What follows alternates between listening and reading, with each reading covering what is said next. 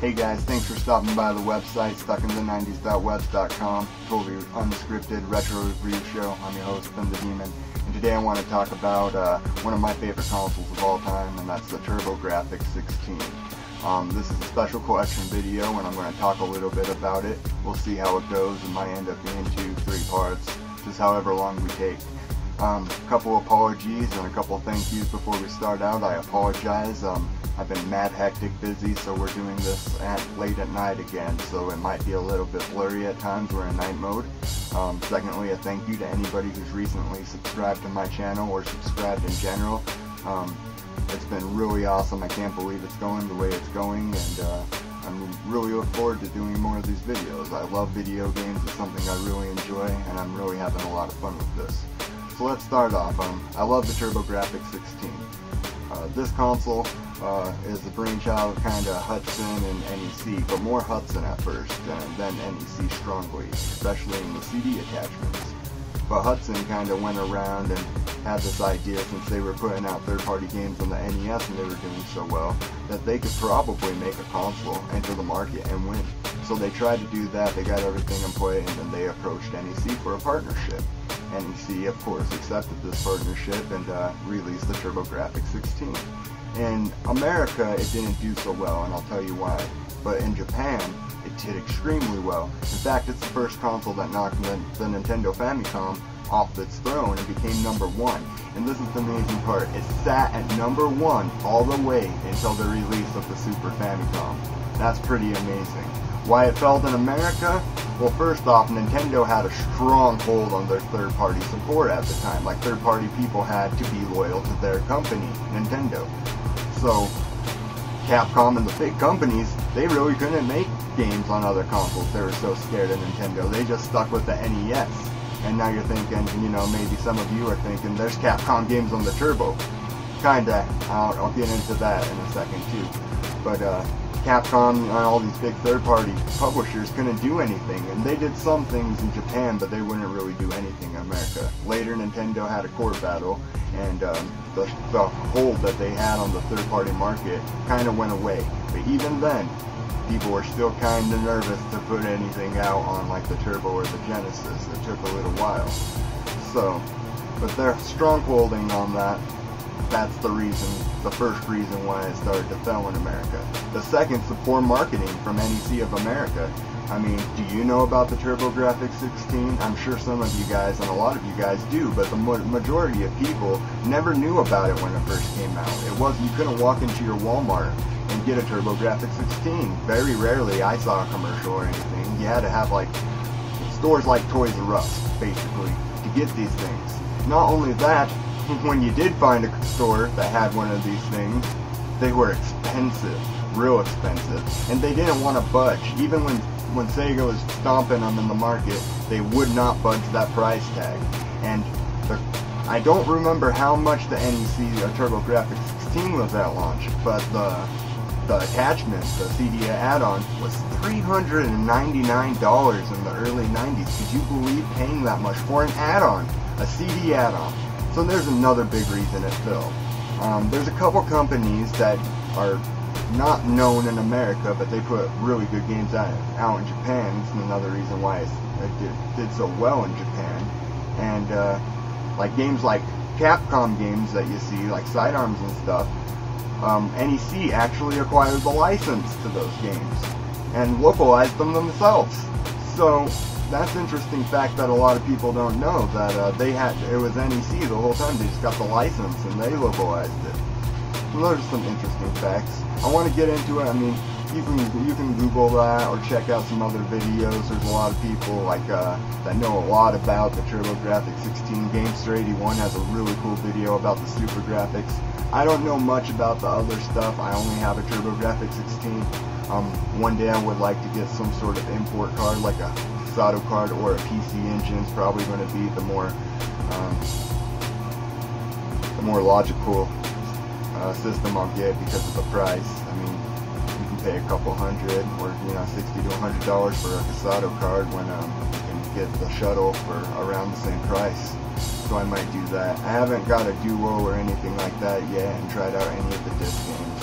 If you include the imports, the American Turbo Grafx games, the CD games, I mean, you got like 700 games. It's a pretty rounded library.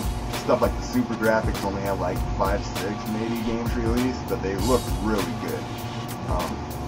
They never really considered the Turbo Grafx 16 in the 16-bit era, even though it has 16 in the title and everything, because of the central processor in there, the GPU or whatever, is only 8 bits. It's not 16.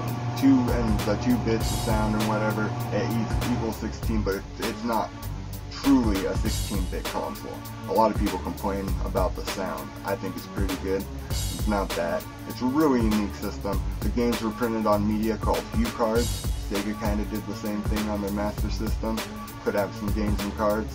So, let me show you some of the Turbo stuff. I want to apologize right off because I have this really cool case. You can eBay it.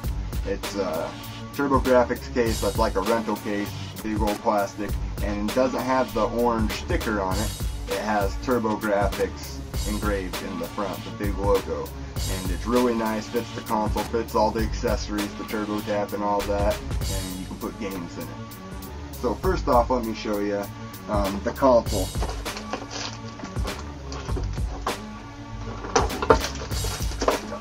So this is the Turbo Grafx 16. I love this thing. It's great. And feel free on anything that I'm not any expert, you know, I'm not claiming to be, so anything I've got wrong, just shoot it on the comments, you know.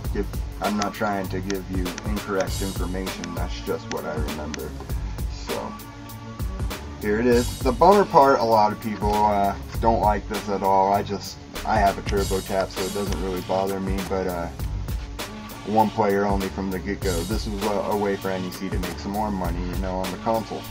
This part comes off, and you can put on the booster, have your save capabilities, and I think the Duo or the CD part of the Turbo Grafx goes on there too. Another bummer is just RF right here. They made officials, but you could use like a Genesis one or a Nintendo one, that would work fine. And to get these to have AV or S-Video, you have to modify them. This is the Turbo Grafx 16. They're rather expensive to collect for even now. They're around $60 for the base unit, and for a mainstream console that's rather expensive. And then when you get into the games, a few commons are not bad, but some of the games hold quite the value too.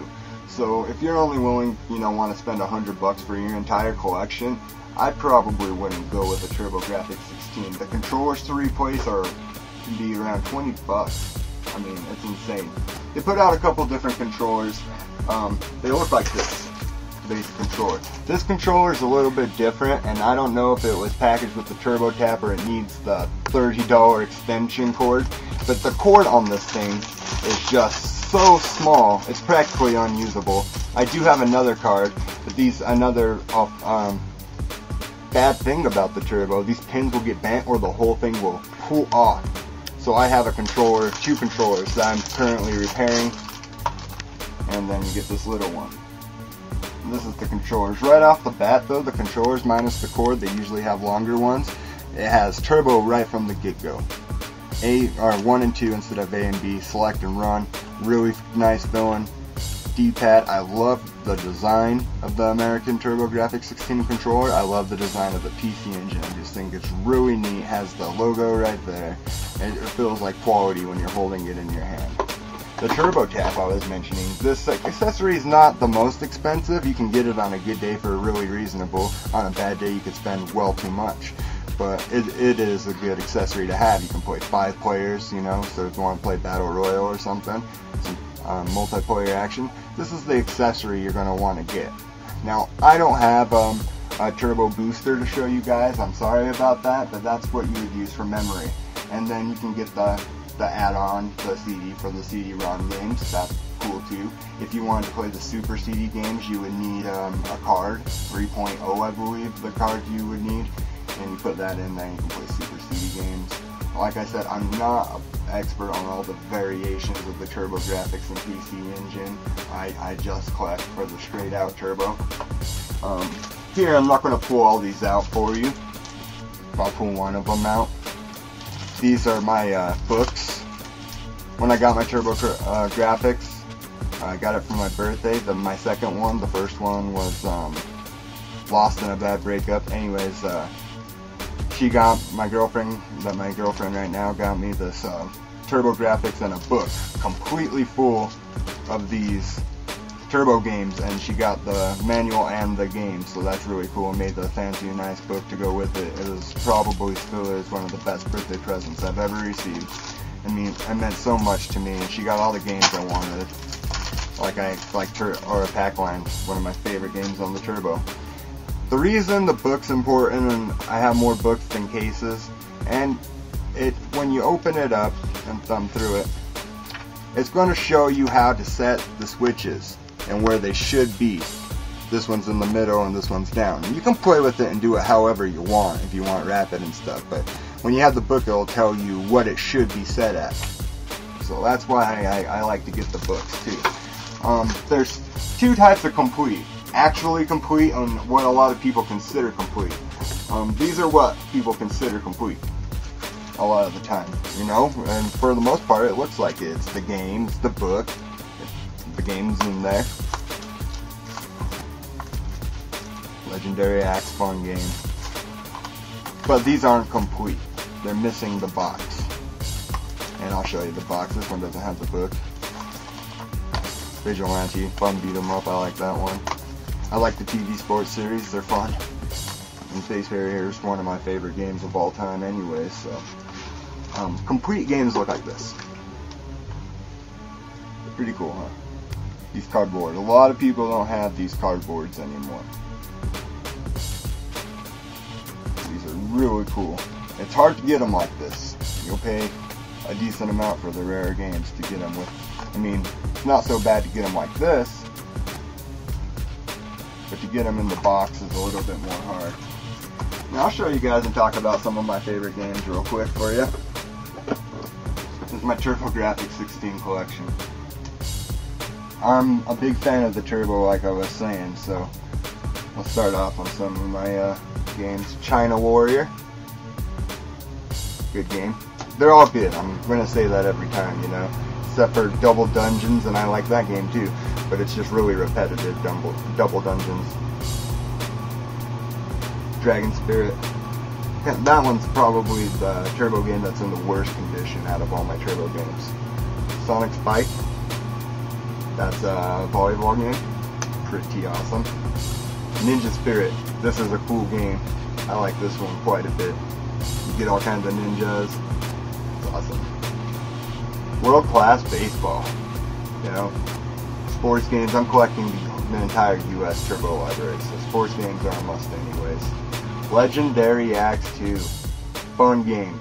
Way fun. The first one's great. I like the second one. I still like the first one better than the second one, but they switch up the story, it's, you know, so it's a little bit different than the first one.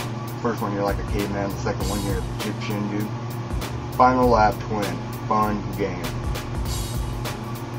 And another good game. Puzzler style. Chew Man Food. Cool stuff. This video is going to cause me to play Turbo for like a week. This is awesome.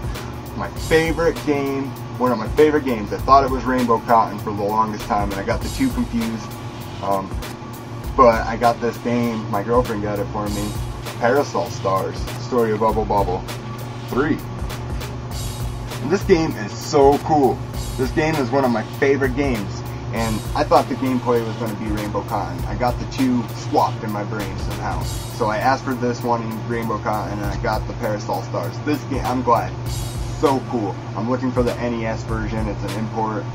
I mean, this is great. I love this game. Check it out. It's a lot different than Rainbow Islands and Bubble Bobble, but it's still the same.